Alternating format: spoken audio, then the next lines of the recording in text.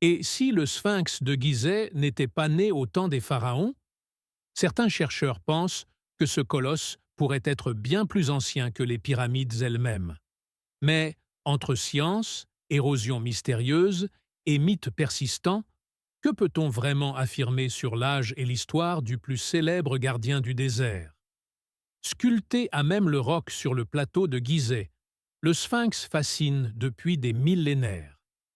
Avec ses 20 mètres de haut et ses 73 mètres de long, il trône face au Nil, comme un défi lancé au temps.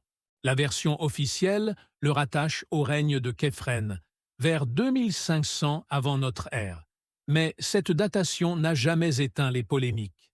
Érosion par l'eau ou par le vent, restauration antique, disparition de son nez, hypothétique salle secrète. Autant de zones d'ombre qui alimentent les débats. Dans cette vidéo, nous allons explorer ce que l'on sait vraiment, ce que l'on suppose encore et ce que l'on imagine parfois à tort, pour comprendre pourquoi le Sphinx demeure l'un des plus grands mystères de l'histoire égyptienne.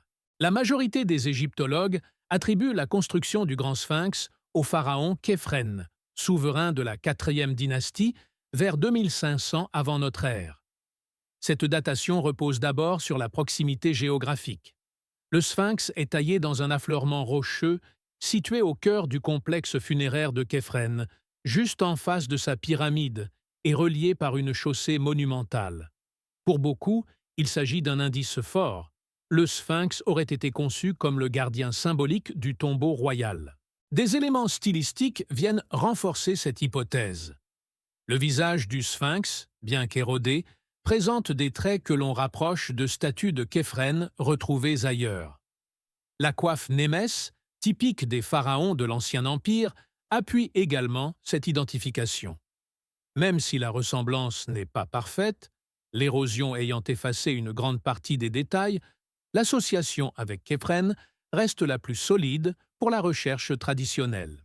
Les fouilles menées au XIXe et au XXe siècle ont aussi révélé que des temples construits devant le Sphinx utilisent les mêmes blocs de calcaire que ceux extraits de la fosse lors du creusement de la statue.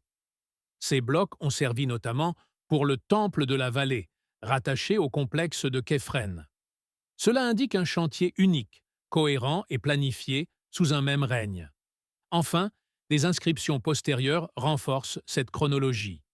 La plus célèbre est la stèle du songe, érigée vers 1400 avant Jésus-Christ par le pharaon Thoutmôsis IV. Elle raconte comment le roi, encore prince, s'endormit à l'ombre du sphinx ensablé et reçut en rêve la promesse du trône s'il libérait le colosse du sable. Même si ce texte date de 1000 ans après Khéphren, il prouve que les Égyptiens de l'époque considéraient déjà le monument comme très ancien, mais appartenant bien à leur histoire et non à une civilisation perdue. Ainsi, pour l'archéologie classique, le Sphinx est un chef-d'œuvre de l'Ancien Empire, pensé comme la sentinelle immuable de la nécropole de Gizeh. Si la science officielle rattache le Sphinx au règne de Khéphren, certains chercheurs ont osé remettre cette chronologie en question en s'appuyant sur un détail frappant: les marques d'érosion visibles sur le corps de la statue et sur les parois de la fosse qui l'entourent. Dès les années 1920, quelques égyptologues avaient remarqué que ces sillons verticaux ressemblaient davantage à des traces laissées par des pluies intenses qu'à une simple abrasion par le vent et le sable du désert. C'est surtout dans les années 1990 que le débat a pris de l'ampleur avec les travaux du géologue américain Robert Schoch. Après avoir étudié en détail la structure du calcaire et la profondeur des fissures, il a conclu que seule une exposition prolongée à des précipitations abondantes pouvait expliquer un tel niveau d'érosion. Or, un climat suffisamment humide pour provoquer ces effets n'a pas existé sur le plateau de Gizeh depuis la fin du Néolithique, entre 7000 et 5000 avant Jésus-Christ. Cela signifierait, si l'on suit cette hypothèse, que le Sphinx serait antérieur de plusieurs millénaires aux pyramides voisines, et qu'il aurait été hérité par les pharaons de l'Ancien Empire. Cette thèse a rencontré un certain succès auprès du grand public, car elle ouvre la porte à l'idée d'une civilisation prédynastique avancée, mystérieusement disparue. Elle a aussi été reprise dans de nombreux documentaires à sensation. Mais elle a été largement critiquée par la communauté scientifique. Les égyptologues et géologues sceptiques rappellent que l'érosion éolienne, due au vent, combinée aux variations de température et aux infiltrations d'eau, peut expliquer ces fissures, sans avoir besoin d'imaginer un âge aussi reculé. De plus, aucun artefact, inscription ou trace archéologique ne vient confirmer l'existence d'un chantier si ancien sur le site de Gizeh. Le débat reste ouvert dans l'imaginaire collectif, mais pour la recherche académique, l'hypothèse de l'érosion hydraulique demeure séduisante sur le plan visuel, sans être scientifiquement démontrée. Le sphinx de Gizeh n'est pas seulement un monument archéologique, il est aussi un aimant à légende. Au fil des siècles, de nombreuses histoires se sont attachées à sa silhouette, certaines devenant si populaires qu'elles passent encore aujourd'hui pour des vérités. La première idée reçue concerne son nez brisé. On raconte souvent que ce sont les soldats de Bonaparte, arrivés en Égypte en 1798, qui auraient détruit le visage du colosse à coups de canon. Cette version a été largement diffusée au XIXe siècle, mais elle ne résiste pas aux sources. En réalité, des témoignages du XIVe siècle, bien avant l'expédition française, décrivent déjà le sphinx sans son nez.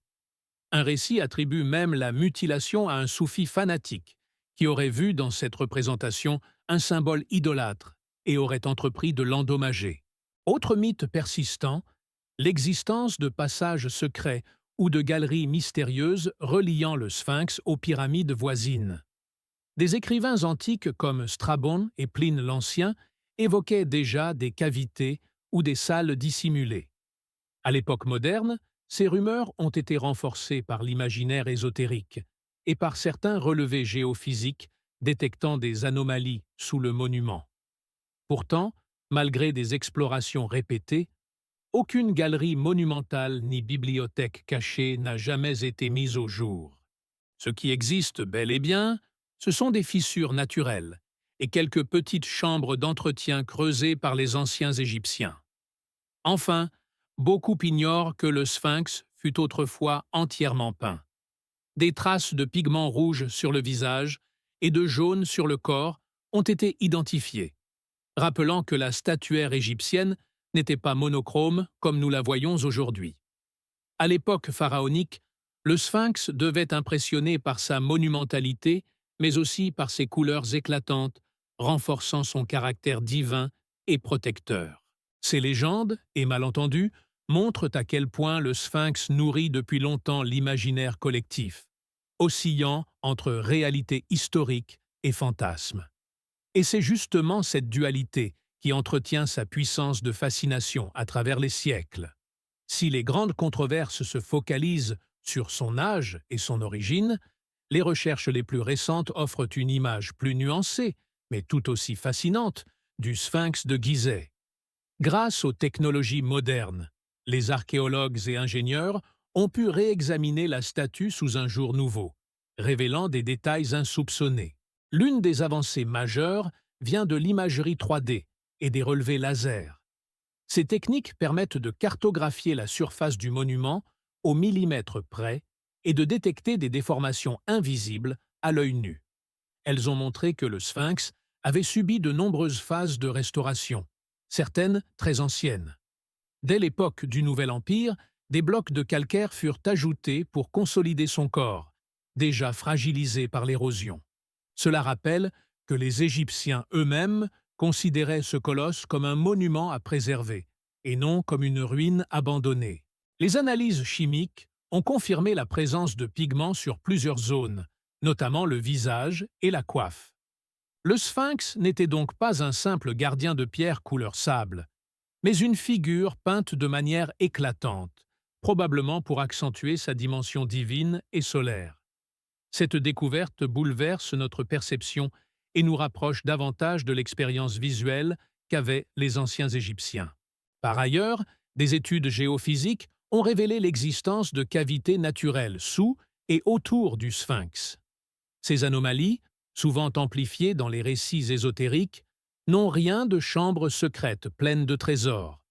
Elles semblent être des fissures ou des poches naturelles dans la roche, parfois utilisées par les Égyptiens pour des travaux d'entretien.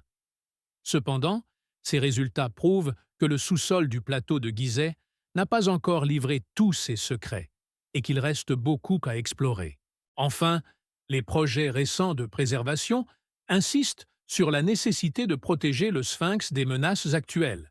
Pollution urbaine, infiltration d'eau souterraine, variations climatiques. La plus grande énigme n'est peut-être pas de savoir quand il a été construit, mais comment nous réussirons à le transmettre intact aux générations futures. Le sphinx de Gizeh reste un monument à la croisée de l'histoire et du mythe. Officiellement, il incarne la puissance de Khéphren et l'ingéniosité de l'Ancien Empire, mais les débats sur son érosion et ses origines plus anciennes rappellent combien il continue de nourrir l'imagination. Ces légendes, du nez brisé au passage secret, disent moins sur l'Égypte antique que sur notre propre fascination pour les énigmes du passé.